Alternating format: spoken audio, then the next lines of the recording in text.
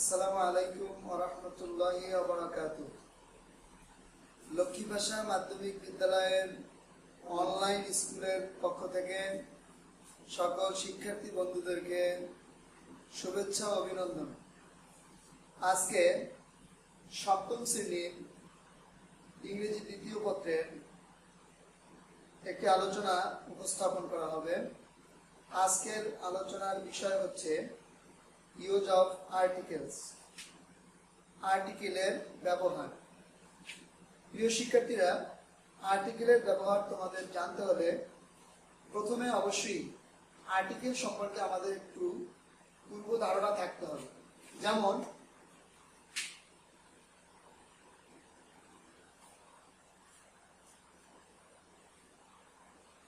Article, article মোট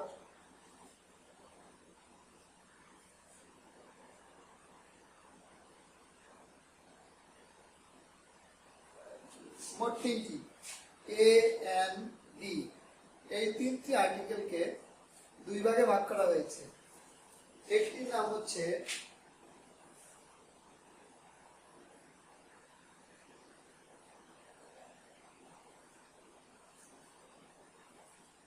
indefinite. Indefinite শব্দের অর্থ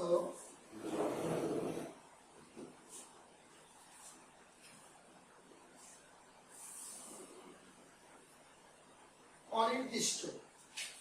আর দ্বিতীয় প্রকারটি হচ্ছে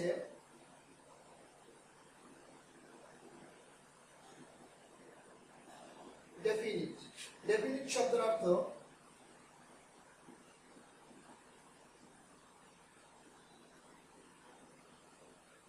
নির্দিষ্ট।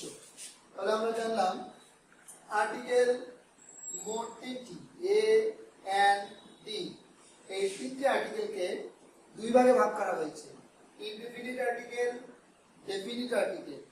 ইনডেফিনিট শব্দের অর্থ অনির্দিষ্ট আর ডেফিনিট শব্দের অর্থ নির্দিষ্ট। প্রিয় শিক্ষার্থীরা, এ এন এবং ডি এই তিনটি আর্টিকেলের মধ্যে দুটি আর্টিকেল হচ্ছে ইনডেফিনিট আর্টিকেল, আর সে দুটি হলো এ আর এন। আর ডেফিনিট আর্টিকেলের আর্টিকেল হচ্ছে একটি, সেটা হচ্ছে ডি। এবার আমরা জানলাম আর্টিকেল দুই প্রকার, definite article, indefinite article. Indefinite article দুটি, এ এন, আর ডেফিনিট আর্টিকেল একটি, সেটি হচ্ছে ডি। আমরা এখন ইনডেফিনিট আর্টিকেলের ব্যবহার শিখব, যাকে আমরা বলতে পারি ইউজ অফ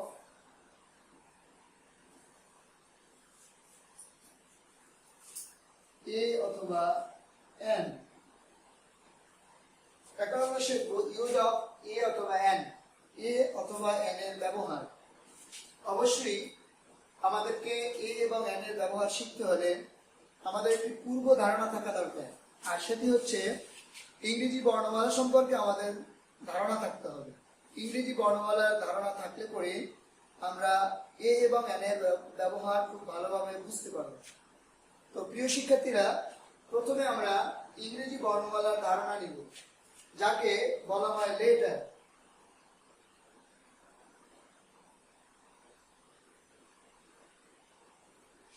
লেটার, এই লেটার আমরা লিখবো, সেখান থেকে বর্ণমালার ধারণা নিব।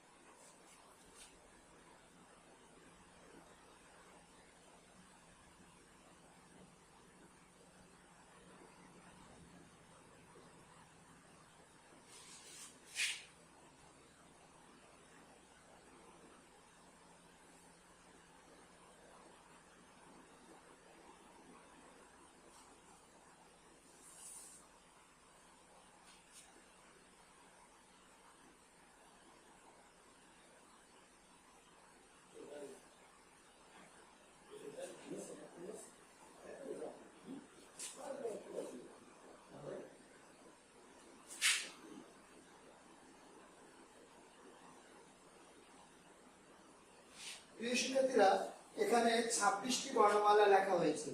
এই 26টি বর্ণমালাকে প্রধানত দুই ভাগে ভাগ করা হয়। তার মধ্যে প্রথম প্রকার হচ্ছে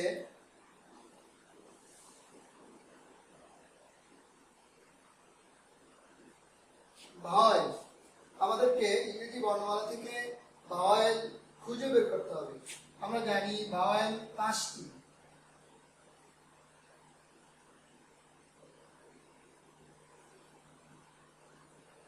এবার আমরা খুঁজে বের করব। 5টি ভাওয়েল হচ্ছে এ, ই, আই, ও, ইউ। এই 5টি হচ্ছে ভাওয়েল, যাকে বাংলায় বলা হয় স্বরবর্ণ। ইংরেজি বর্ণমালার মধ্যে 5টি vowel A, E, I, O, you.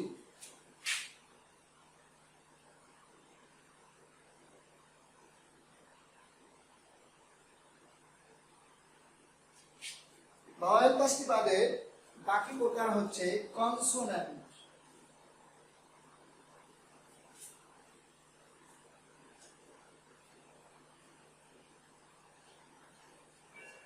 কনসোন্যান্টের Bangla অর্থ ব্যঞ্জন বর্ণ। কনসোন্যান্টের সংখ্যা হচ্ছে 21টি।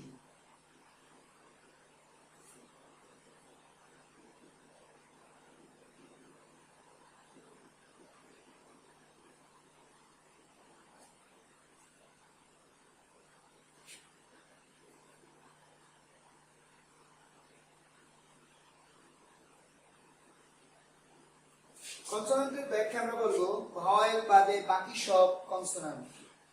কনসোন্যান্ট 21টির মধ্যে দুটি অক্ষর আছে যাকে আমরা বলতে পারি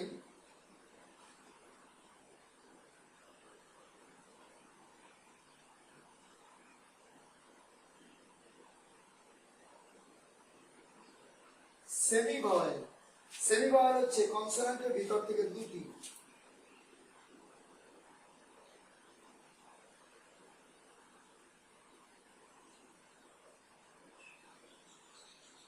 ডব্লিউ এবং ওয়াই কে সেমি ভাওয়েল বলা হয়।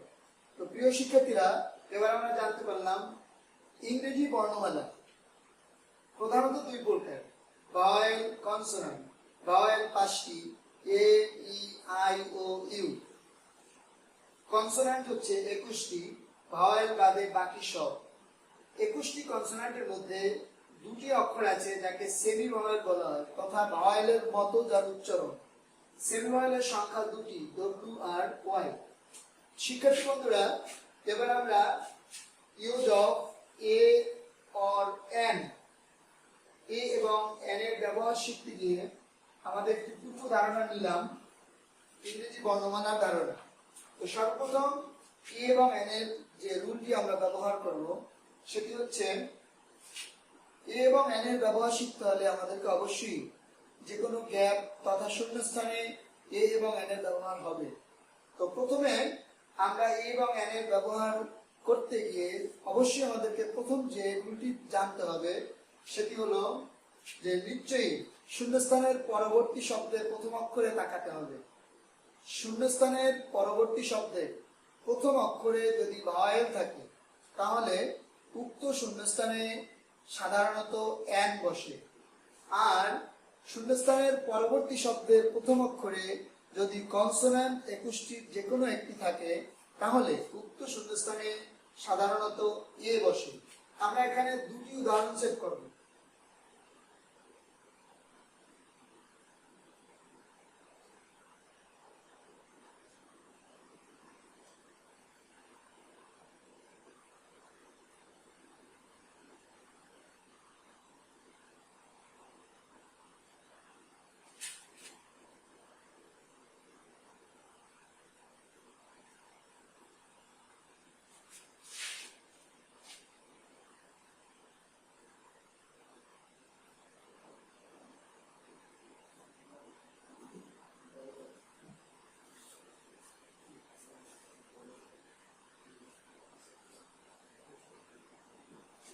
প্রিয় শিক্ষার্থীরা, এখানে আমি দুটি উদাহরণ সেট করছি। তার মধ্যে প্রথম উদাহরণটা আমরা পড়ব, English is dash international language. দ্বিতীয় উদাহরণটি হচ্ছে করিম ইজ ড্যাশ গুড বয়। আমাদের আমাদেরকে অবশ্যই এ এবং এন এর ব্যবহার শিখতে গেলে প্রথমে শূন্যস্থানের পরবর্তী শব্দের প্রথম অক্ষরে তাকাতে হবে। আমরা প্রথম উদাহরণটিতে দেখতে পাচ্ছি শূন্যস্থানের পরবর্তী শব্দটি হচ্ছে ইন্টারন্যাশনাল, যার প্রথম অক্ষর হচ্ছে আই। ইতিপূর্বে আমরা জেনেছি আই হচ্ছে একটি ভয়েল। সুতরাং আমরা জানি শূন্যস্থানের পরবর্তী শব্দের প্রথম অক্ষরে যদি ভয়েলের যে কোনো একটি থাকে, উক্ত শূন্যস্থানে সাধারণত এন বসে। সুতরাং সেই সূত্র অনুযায়ী আমরা প্রথম শূন্যস্থানটি এন দিয়ে পূর্ণ করব। দ্বিতীয় যে শূন্যস্থানটি রয়েছে, শূন্যস্থানের পরবর্তী শব্দের প্রথম অক্ষরে আমরা তাকাবো।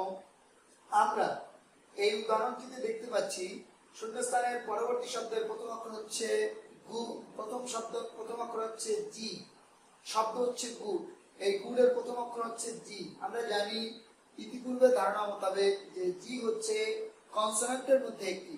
সুতরাং প্রথম সূত্র অনুযায়ী আমরা জানি শূন্যস্থানের পরবর্তী শব্দের প্রথম অক্ষরে যদি কনসোনেন্ট থাকে তাহলে উক্ত শূন্যস্থানে এ বসে। সেই সূত্র অনুযায়ী আমরা এখানে এই শূন্যস্থানটি এ দ্বারা পূর্ণ করলাম। তো প্রিয় শিক্ষার্থীরা, এ এবং এন এর প্রথম যে রুলটি আমরা জানলাম, এরপরে আমরা দ্বিতীয় রুলে যাব।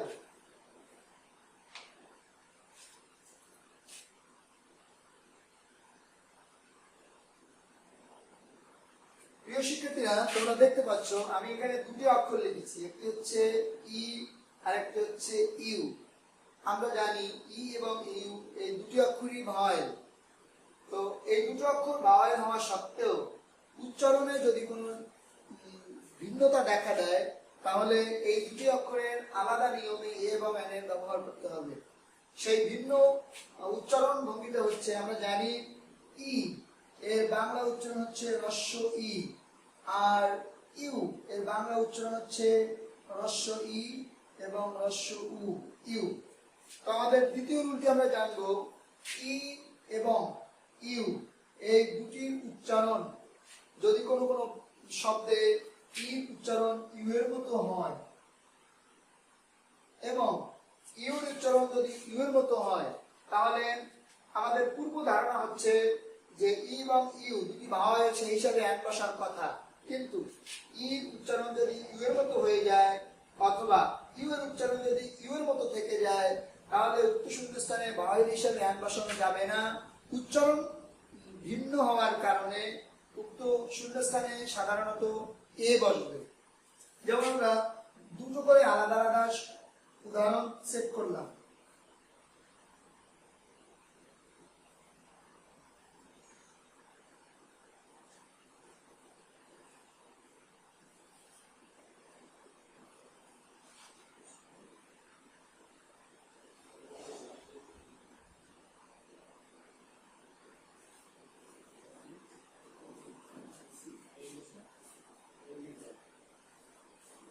প্রিয় শিক্ষার্থীরা, তোমরা দেখতে পাচ্ছ এখানে আমি দুটি উদাহরণ সেট করছি।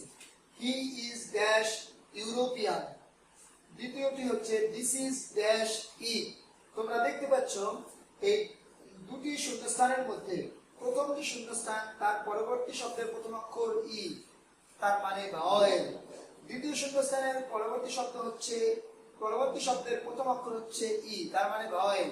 আমরা দুটি উদাহরণে দুটারই শূন্যস্থানের পরবর্তী শব্দের প্রথম অক্ষর ভাওয়েল দেখতে পাচ্ছি, কিন্তু এই দুটি উদাহরণের মধ্যে প্রথমটির ই ইউ এর মতো উচ্চারণ হয়েছে, ইউরোপিয়ান, ইউরোপিয়ান।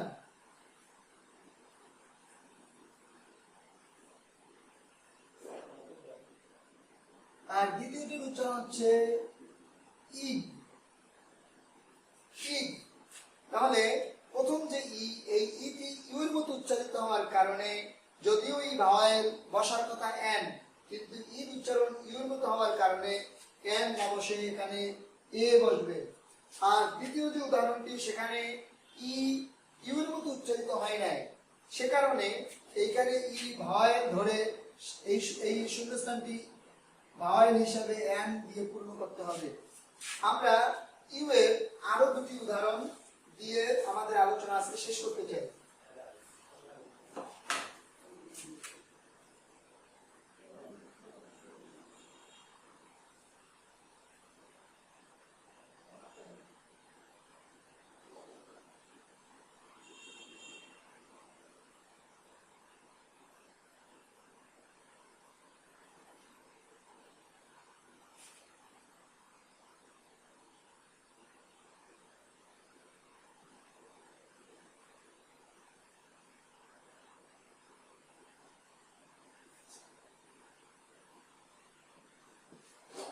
শিক্ষার্থীরা, এখানে তোমরা দুটি উদাহরণ দেখতে পাচ্ছ।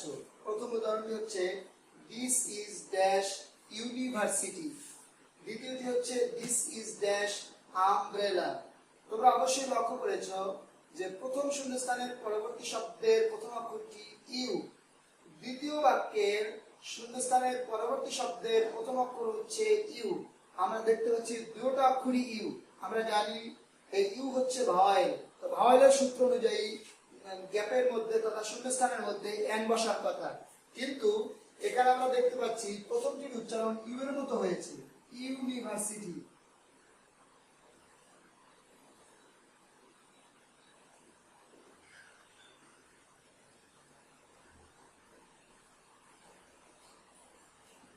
ইউনিভার্সিটি। আর দ্বিতীয়টির উচ্চারণ ইউ এর মতো হয় না, অন্যভাবে হয়েছে আমব্রেলা।